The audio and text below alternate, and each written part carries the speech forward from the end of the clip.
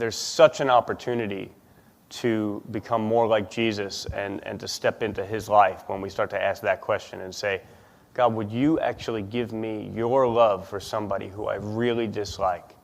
Would you actually give me the courage to commit to actually serving that person in certain ways?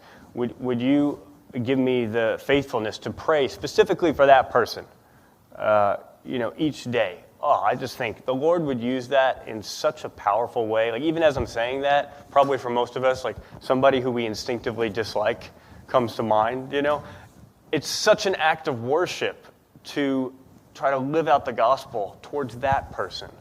Because it's easier to do it to the people that we really like. They get the same personalities as us, and we just have a lot of fun together and this sort of thing, and we're good towards them, but it's kind of instinctive and easy. The amazing thing about the gospel is that we were Jesus' enemies. It says that while we were still sinners, when we were his enemies, that's when Christ died for us. And that's incredible, right? He didn't dislike us, he loved us, but it's stronger in one sense that it's we were his enemies, and yet he loved us so extravagantly that was when he gave his life for us.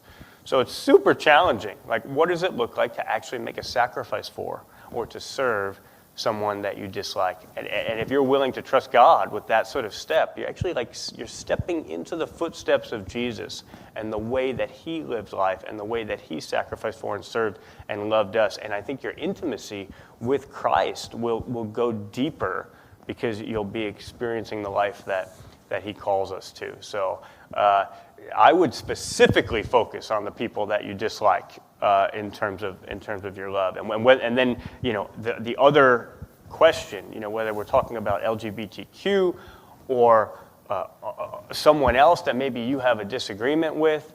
I'm so thankful for the Christian faith, and Jesus's command to love everyone always. So simple. But in a sense, we just take that for granted. We just take for granted that we're supposed to love everyone always. But that is not the perspective of many other worldviews. It's not the perspective of many other religions.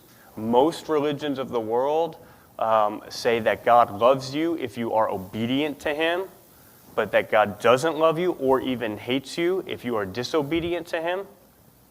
Whereas the universality of the Christian God's love is for every single person, all the time.